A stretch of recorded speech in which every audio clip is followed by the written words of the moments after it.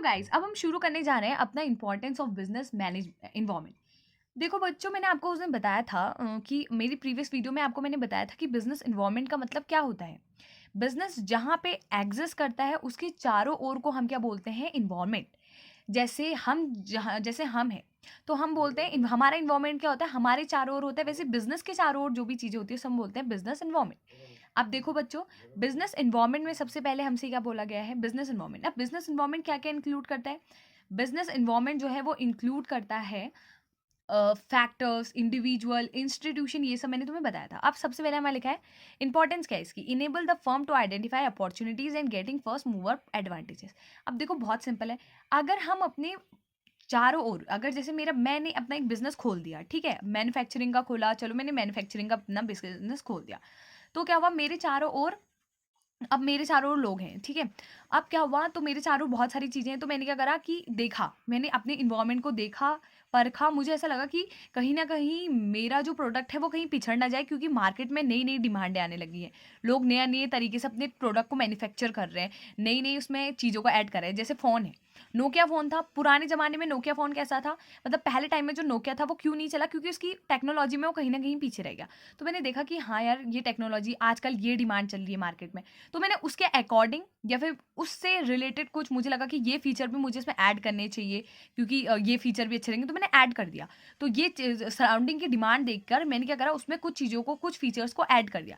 अब ऐड कर दिया तो मैंने मार्केट में उसको पहले लेके आई। सबसे पहले मैंने सोचा, अपना माइंड लगा, अपने एनवायरमेंट को अच्छे से एनालाइज करा, देखा कि आजकल लोग किसकी तरफ ज़्यादा जा रहे हैं। तो मैंने उसके अकॉर्डिंग क्या करा, अपने प्रोडक्ट को डेवलप करा, और अपने डेवलप को प्रोडक्ट करके मार्केट में इन वो कर दिया, भेज दिया। अब मार्केट फिर क्या हुआ, उससे क्या हुआ, मैंने पहला अपना, उससे क्या हुआ, मुझे मार्केट का एडवांटेज मिल गया कि लोगों ने क्या करा मेरा, क्योंकि उसमें बहुत सारी चीज़ें थी, मैंने थोड़ी टेक्नोलॉजी चेंज की थी, थोड़ा डेवलप किया था, लोगों की डिमांड के अकॉर्डिंग मैंने काम किया था।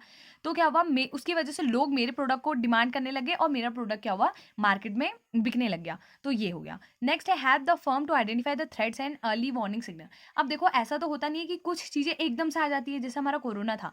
तो ये भी नहीं हुआ कि कोरोना एकदम ही टूट पड़ गया हम पे। थोड़ा-थोड़ा करके पहले केस बढ़े, पहले चाइना में हुआ, पहले ये हुआ, तो धीरे-धीरे करके हमारे केस बढ़े। एकदम से तो हमारा कुछ नहीं बढ़ा।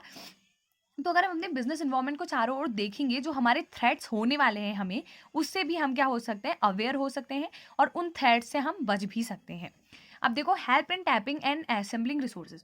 और अगर देखो, हमें रिसोर्सेज को इकट्ठा करना है, तो क्या हो सकता है, अगर हमने अपनी इन्वायरमेंट को अच्छे से पढ़ा हो, देखा हो, तो हम क्या कर सकते हैं, रिसोर्सेज को भी अच्छे से असेंबल कर सकते हैं। Have to adjust and adopt with the rapid changes. अब देखो, ये भी वही है, मैंने बताया था आपको, हमारा जो बिज़नेस एनवायरनमेंट है वो रैपिड चेंज करता है। ये नहीं है कि चेंज ही ना हो रहा हो, ऐसा तो है नहीं ना। टेक्नोलॉजी, पहले टीवी छोटे हुआ करते थे, फिर थोड़े बड़े हुए, फिर थोड़े बड़े हुए, फिर उसमें कुछ फीचर्स ऐड हुए। ये तो नहीं है कि पुराने टाइम में जो टीवी चलता था वही अभी तक चलता है। तो सब चीज़ें क्या हो रही है, चेंज हो रही है। तो हमें क्या करना चाहिए, अगर मैं अपने सराउंडिंग को देखूँगी तो मैं उसके अकॉर्डिंग एडजस्ट कर पाऊँगी। जैसे पहले ज़माने में टीवी चलते थे वो छोटे वाले, तो अब मैंने देखा कि मैंने मार्केट को एनालाइज़ करा, तो मैंने देखा कि अब लोग डिमांड करने लगे उस टीवी की। तो मैंने क्या करा, वो वाला, जो मैं अगर मान लो मैं सेल करती हूँ किसी चीज़ को, तो मैंने वो वाली टीवी हटाए, और नए जो टीवी हैं वो अपने उसमें मतलब वो चीज़ें अब मैंने लोग, मतलब जहाँ से मैं लेती थी वो चीज़ों को बेचने के लिए, जहाँ से मैं होलसेलर वगैरह उनसे लेती थी, तो मैंने क्या करा, अब उसकी डिमांड छोड़ के दूसरे की डिमांड ले ली, ताकि मेरा खर्चा ना हो, और जैसे डिमांड मार्केट में चल रही है उसके अकॉर्डिंग मैं काम करूँ। Helps in planning and policy making, वही हो गया।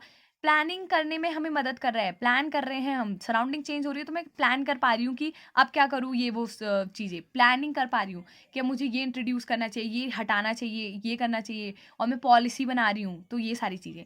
और क्योंकि मैं बहुत ब्रॉड कॉन्सेप्ट में देख रही हूँ, तो प्लान करने में हर चीज़ों को प्लान, भले मैं अगर मैं मैन्युफैक्चरिंग के बिजनेस में हूँ, तो मुझे मैन्युफैक्चर अब कैसे करूँ, क्या चीज़ें ऐड करूँ, तो इसको प्लानिंग करने में, पॉलिसी करने में, पॉलिसी बनाने में, और अगर मैं अगर सेलिंग वाली हूँ, तो मैं क्या हटाऊँ, क्या रखूँ, ये सारी चीज़ें। और हमारी जो परफॉर्मेंस है उसको तो ये इम्प्रूव करता ही करता है, ठीक है बच्चों। परफॉर्मेंस इम्प्रूव कैसे करेगा, अगर अभी तक मैंने देखा कि मार्केट में डिमांड क्या थी, तो मैंने कुछ चीज़ को इंट्रोड्यूस कर दिया, तो उसकी वजह से क्या हुआ, जो मेरी परफॉर्मेंस थी, जो मेरी ग्रोथ है बिजनेस की, उसको भी इंक्रीज करेगा। तो आपको, आई होप आपको वीडियो अच्छी लगी, अगर लगी तो उसको लाइक कमेंट शेयर जरूर करिएगा।